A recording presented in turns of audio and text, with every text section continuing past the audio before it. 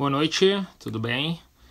Professor Alexandre começando a live número 12, do tema 12 do nosso grupo de estudos no Telegram sobre teoria e prática da hipertrofia muscular. Hoje vamos falar sobre técnica de execução e Mind-Muscle Connection, ou seja, uma visualização para aumento de recrutamento de unidades motoras, um neurodrive para tentar maximizar a hipertrofia. Temos uma discussão de vários estudos da atualidade em relação a essa técnica e sua contribuição para a hipertrofia máxima na sala de musculação, ok? Enquanto o pessoal está entrando na live aqui, vou convidando todo mundo para participar do nosso grupo de estudos Kessler Performance no Telegram. Basta você entrar no link da nossa bio e acessar o convite para o Telegram. Também temos nosso canal no YouTube, Kessler Performance, em que a gente disponibiliza essa live na íntegra e normalmente também salvamos ela e colocamos...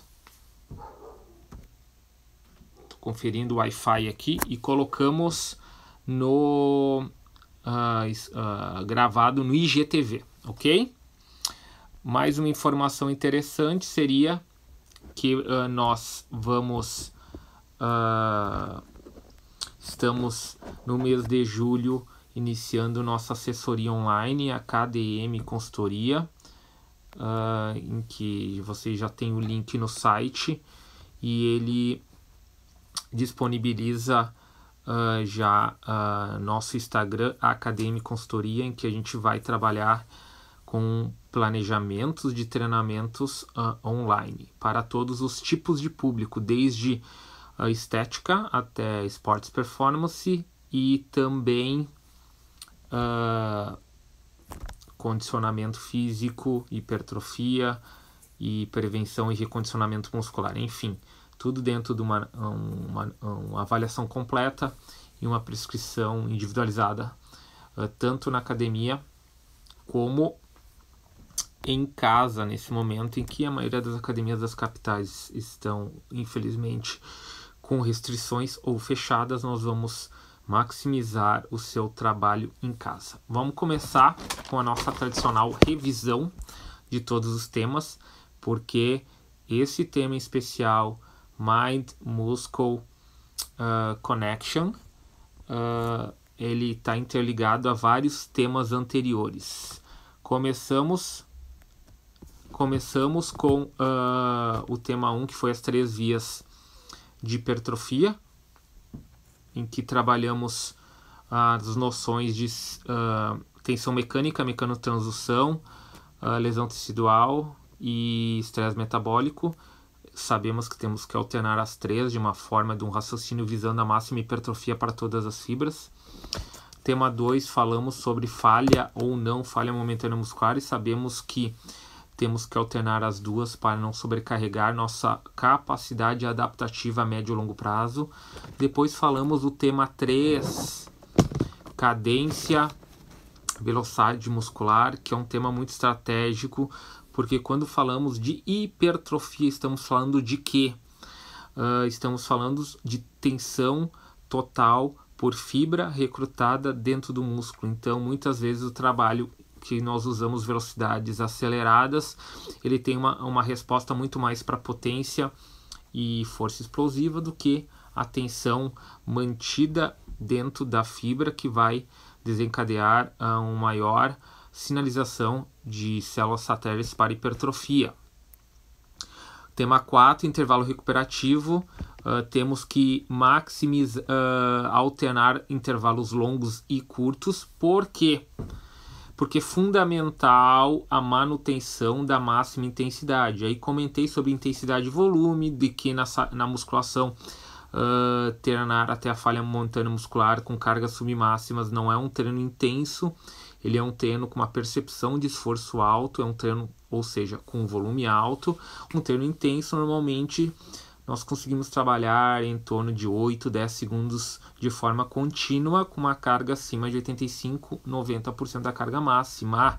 Isso é potência, ok? Isso é intensidade. Tema 5 e 6.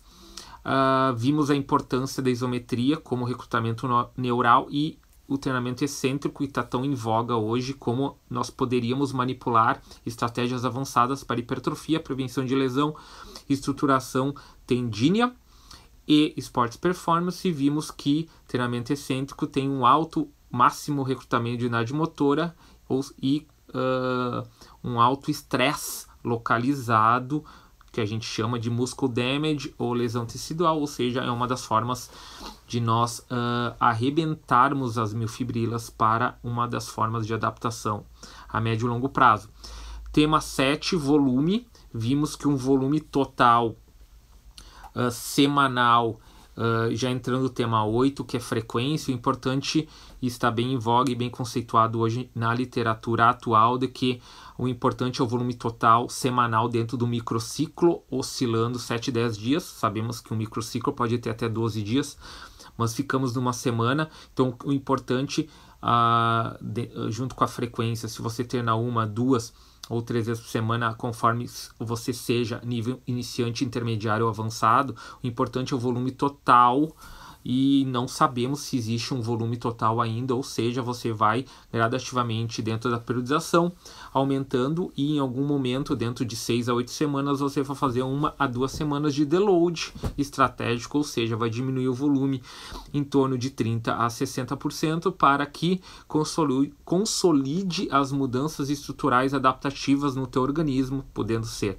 morfológicas ou metabólicas, tá? Tema 9, amplitude. Falamos que na eletromiografia a amplitude completa é a que mais ativa unidades motoras, contudo, sabemos, devido à curva comprimento-tensão e o comportamento de porções alongadas e encurtadas, nunca temos a máxima tensão nessas porções e movimentos completos, ou seja, não temos máximo torque, não temos tensão real. Isso quer dizer o quê? Que você precisa alternar exercícios, alternar posicionamentos, linhas de ações em que a carga entra dentro da musculatura, e dessa forma os parciais são excepcionalmente importantes para a máxima hipertrofia. Tema 10, densidade. Falamos que a densidade ela é importante em alguns momentos. Dentro de 6 semanas, recomendo 1 a 2 semanas ao máximo de densidade de treino, que seria a diminuição do tempo de intervalo recuperativo, tentando manter o mesmo número de séries na sessão de treinamento. Isso aumenta muito a lesão tecidual e estresse metabólico, que trabalha com queda de pH e excesso de acidez. Isso é um input que causa um efeito glicolítico muito alto, então a gente tem uma resposta catabólica muito alta. Muitas vezes a gente precisa maximizar os treinamentos anabólicos, ou seja, de mecanotransdução, cargas neurais, deixando a fibra receber atenção com controle, e em alguns momentos a gente utiliza métodos glicolíticos, ou seja, séries que têm a duração de 30 a 90 segundos de forma contínua, ou pós-falha momentânea muscular, que são os tradicionais métodos de intensificação pós-falha momentânea muscular. Tema 11, ordem.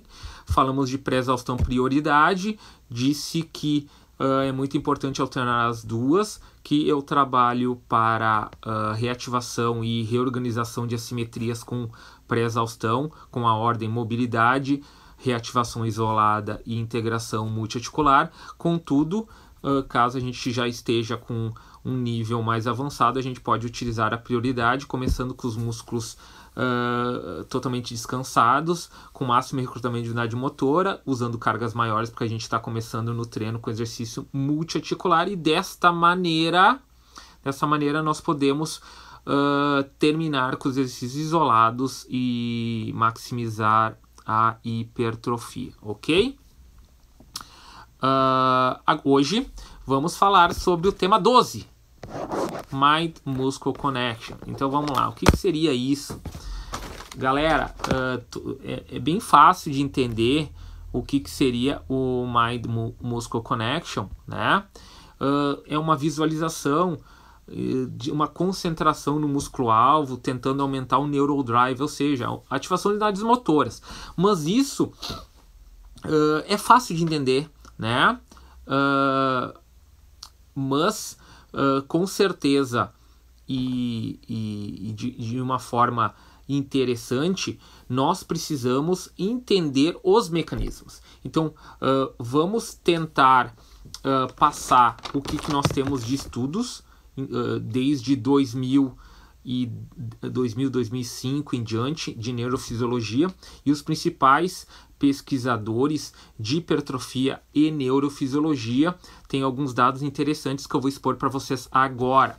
Um estudo de 2018 atual de Brad Schoenfeld, que vocês escutam normalmente como um dos principais pesquisadores de hipertrofia máxima, junto com Brett Contreras, o Glut Guy, em que um dos criadores ou acredito ser o criador do Hip Thrust e de toda a mecânica e neuroanatomia do quadril, junto com Vygotsky, que é um dos principais pesquisadores, junto com Roger Enoka, de neurofisiologia. Em 2018 eles fizeram um estudo muito interessante com universitários iniciantes, porque eles não queriam pegar atletas moderadamente treinados ou de elite treinados para que eles já não tivessem uma preparação de concentração para o treino. O que eles fizeram? 8 semanas do rosca bíceps com treino até a falha momentânea muscular, 2 a 3 vezes por semana, 4 séries de 8 a 12 RM, repetições máximas até a falha, pedindo para que um grupo fizesse o foco interno, que seria o quê? Simplesmente o squeeze da musculatura, uma pré-contração da musculatura ao executar a série.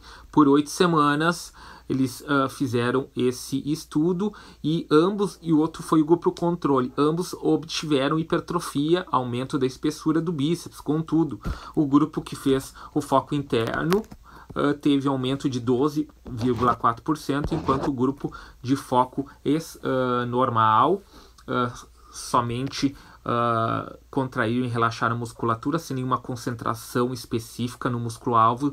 Houve um aumento de 6,9%. Então 12 para 7, é quase o dobro. Então isso foi em 2018, muito interessante.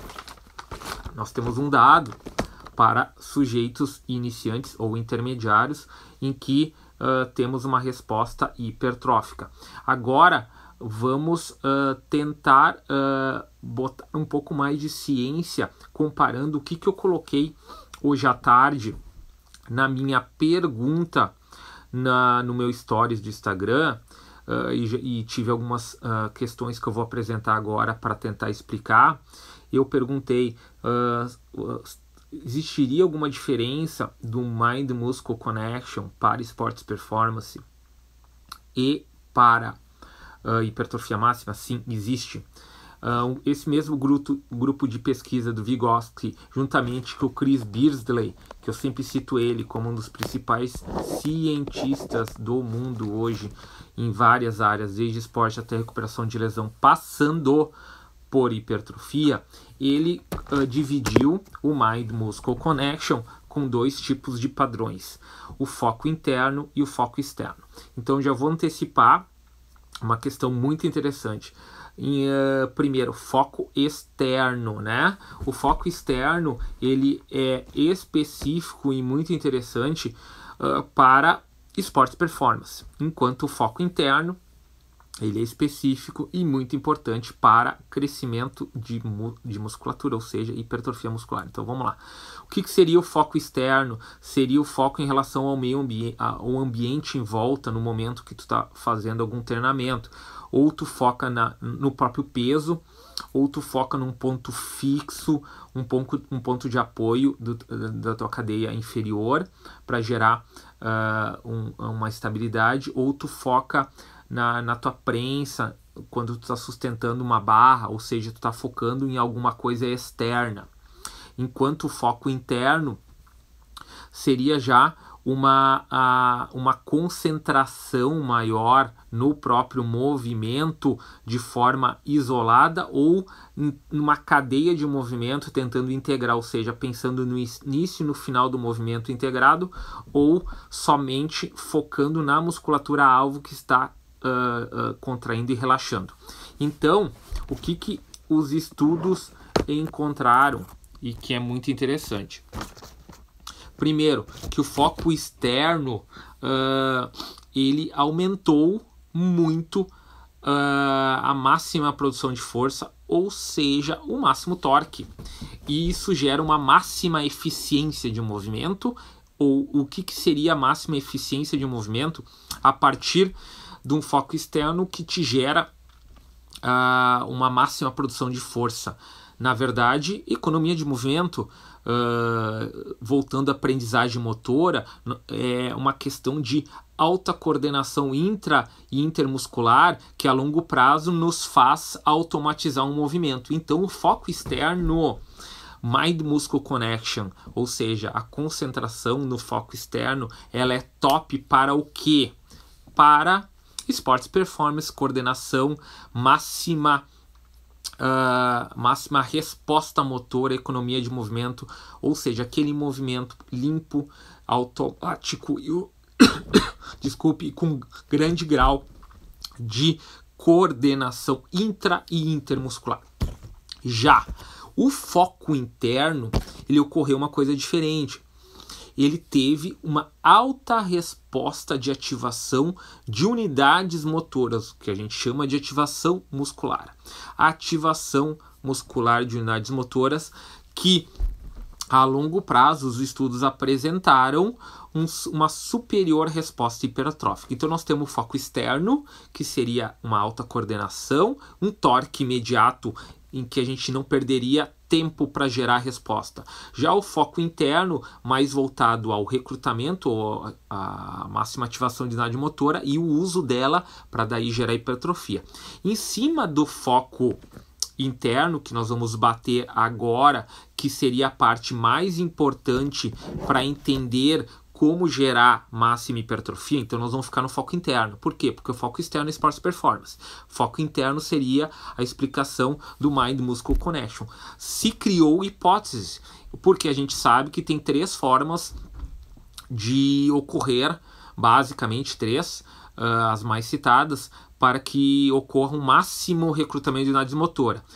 Ela ocorre quando a gente aumenta a carga, ou seja, a intensidade do treinamento, a gente recruta mais unidades motoras, é uma das os benefícios do treinamento neural, né, na hipertrofia, treino de força máxima.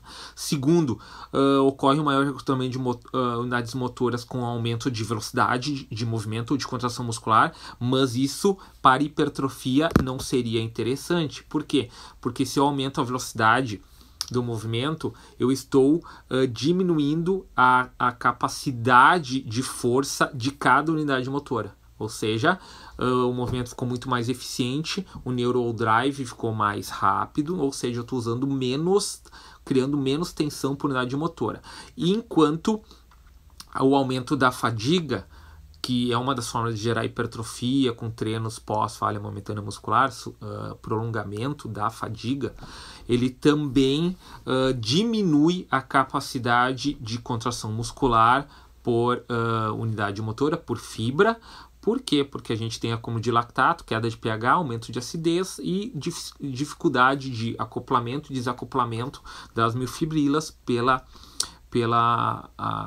o impairment, ou seja, a desativação do cálcio que auxilia nas enzimas que auxiliam a contração muscular, ok? Então, dentro da hipótese, tá? Dentro da hipótese do foco interno,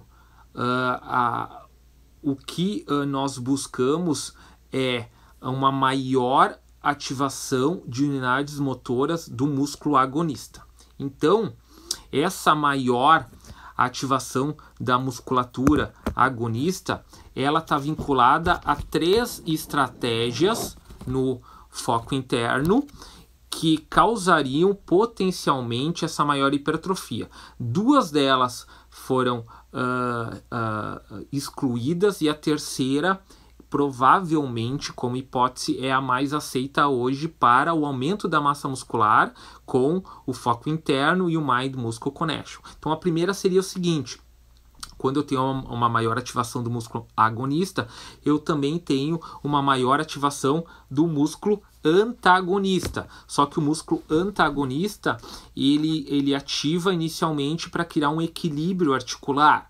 E essa maior ativação do músculo antagonista, ele causa uma estabilização da articulação, contudo, para gerar uma potência muscular de contração maior. Contudo, o que acontece? Boa noite, professor Augusto. Estou falando de Mind Muscle Connection, vai gostar. Estou explicando as 3 variáveis principais do foco interno, que seriam a causa da hipertrofia do Mind Muscle Connection com o foco interno. Então, a primeira, complementando, a primeira seria o quê? Com a ativação do antagonista juntamente com o agonista, eu tenho uma maior resposta potencial de potência de movimento. Contudo, o meu movimento fica um pouco mais rápido, mais explosivo. E para mim ter a maior hipertrofia, eu deveria fazer exatamente o contrário. Eu deveria recrutar as fibras tipo 2 e causar um movimento mais lento de contração, ou seja, com uma carga maior, para manter mais tensão por unidade motora recrutada ou por fibra recrutada. O que não ocorre normalmente com essa, quando ocorre um aumento de velocidade de movimento. Então, a hipótese de maior ativação do antagonista para hipertrofia foi excluída. Segundo, ocorreu uma alteração da ativação do músculo sinergista quando houve um foco interno. E aí foi se procurar se essa maior ativação da musculatura sinergista auxiliaria a maior hipertrofia muscular por maior ativação do músculo agonista com o Mind Muscle Connection. Então, o que aconteceu? Não houve maior hipertrofia com a ativação da musculatura sinergista, basicamente porque a função dela é criar uma estabilização da articulação, e a maioria dos estudos, quando a gente trabalha com estruturas estáveis, ou seja, com os pés no solo, ou com de forma unilateral, ou de forma criando uma estratégia instável de propriocepção, ela muda um pouco a percepção do exercício, mas as respostas hipertróficas dependem da magnitude da carga e não do uso de instabilidade ou de estabilidade. Ou seja, por quê? Porque essa instabilidade ou estabilidade causaria uma mudança da ativação do músculo sinergista para voltar a estabilizar a articulação, mas a hipertrofia seria causada por uma magnitude de carga ou por uma manipulação das 3 vias de sinalização de hipertrofia: tensão mecânica, lesão tecidual ou estresse metabólico. Então não estaria diretamente ligada à ativação do sinergista. Contudo, já estou antecipando o nosso tema número 13. Eu vou falar sobre hipertrofia seletiva ou regional. Será que ela existe? Será que ela não existe? Né? Então, se vocês acompanham eu falando de várias variáveis, falando sobre a variável de amplitude de movimento, ordem de exercício, densidade, falha ou não falha momentânea muscular, ação isométrica, ação excêntrica, movimento parcial, movimento longo, intervalo recuperativo, quase todas que eu falei até agora, elas podem ser interpretadas dentro da hipertrofia regional, ou seja, dentro do teu sarcômero, da curva comprimento-tensão, em que a gente sabe que porções alongadas, encurtadas da tua miofibrila ou do teu próprio sarcômero possui diminuição de capacidade de torque, ou seja, você só tem um pico máximo de torque nas porções intermediárias, num ângulo de 90 graus em média, ou seja, não na porção encurtada nem na porção alongada.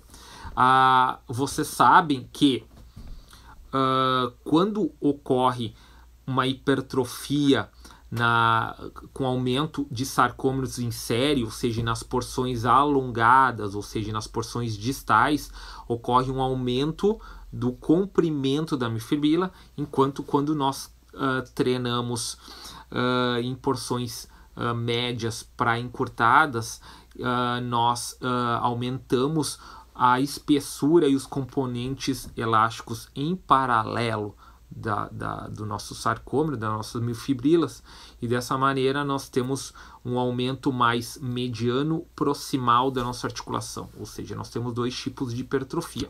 Então, o que a hipertrofia regional ou seletiva ou de específicas regiões tem a ver com o foco interno? Quando nós usamos o foco externo para tentar criar uma hipertrofia seletiva, ela não ocorre. Por quê? Porque nossa coordenação está tão eficaz, eficiente, automatizada, com coordenação intra e intermuscular e com uma resposta neurofisiológica ideal, a nossa musculatura só utiliza os compartimentos musculares dentro de todo o músculo de forma seletiva, com as partes otimizadas de forma estrutural, ou seja, que vão manter a sua economia de movimento.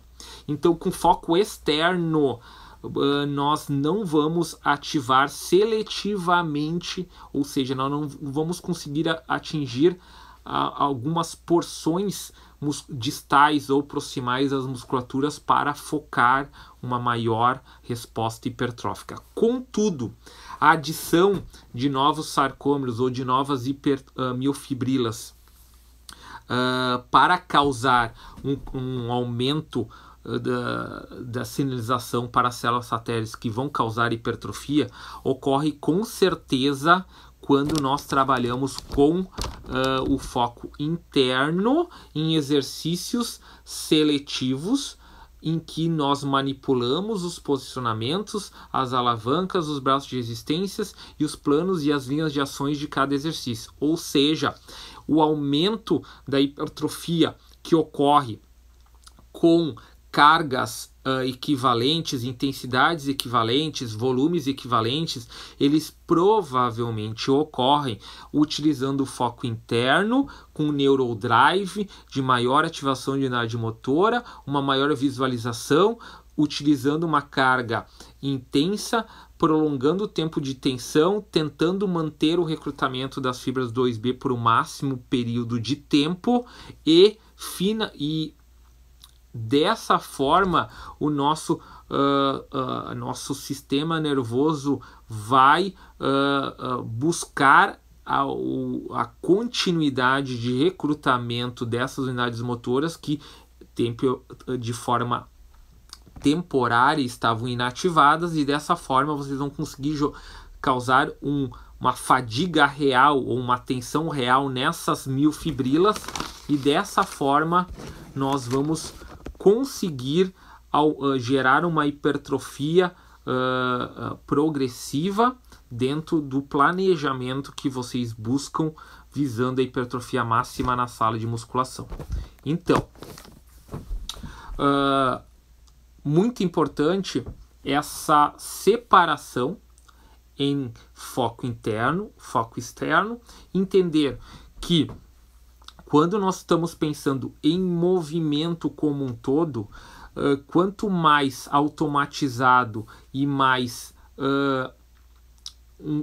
nós não interiorizarmos o foco e não buscarmos tentar pensar de maneira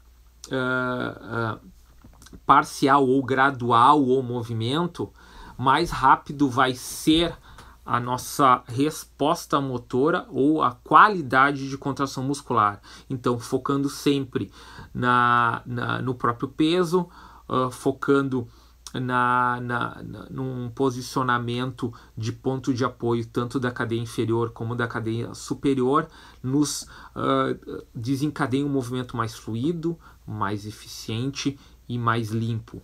Contudo, se você quer continuar gerando hipertrofia dentro da qualidade de execução na sala de musculação, foque no controle interno, na intenção de gerar o movimento, visualizando as 3 fases de movimento, a fase concêntrica com uma tentativa de gerar uma explosão, contudo com a carga moderada alta o movimento sai controlado, a partir do meio da ADM de movimento a gente já entra numa fase de desaceleração, então a gente, por esse controle de movimento da fase concêntrica, nós conseguimos desacelerar com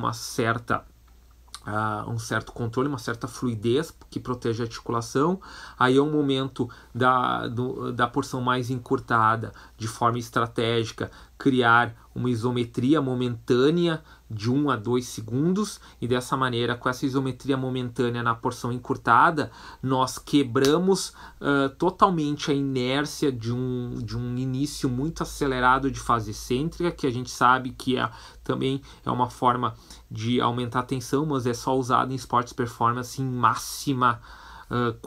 máximo nível de atletas. Então, com certeza, para gerar hipertrofia, trabalhamos com o início de uma fase excêntrica de 2, 3, 4 segundos, e muitas vezes podemos utilizar uma isometria na fase excêntrica de 3, 4 até 7 segundos, para que aí nós tenhamos a máxima resposta adaptativa na porção mais instável do sarcômero, que é a porção média alongada. Já retiramos o componente elástico. Uma parte muito importante que eu tenho estudado é que para máximas hipertrofias nós precisamos dissociar esses 30% de energia elástica que nós recebemos do componente passivo articular, ou simplesmente o benefício que é a reatividade, a pliometria que nós recebemos de tensão extra passiva.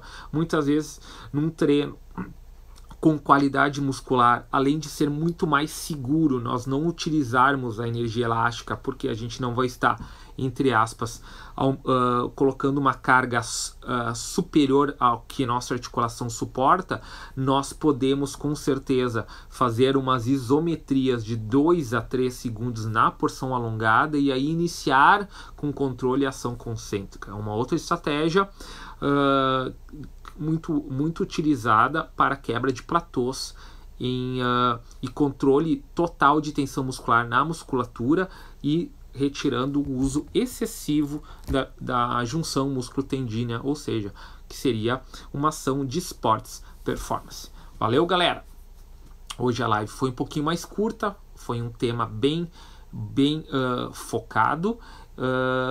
Já fico a dica para amanhã de manhã eu inicio o nosso tema 13 do grupo de estudos do Telegram, Teoria e Prática da Hipertrofia Muscular. O link está na minha bio, Kessler Performance, e vamos falar do que? Hipertrofia seletiva ou hipertrofia regional. Será que ela existe? Fica aí, valeu, um abraço a todos e até semana que vem.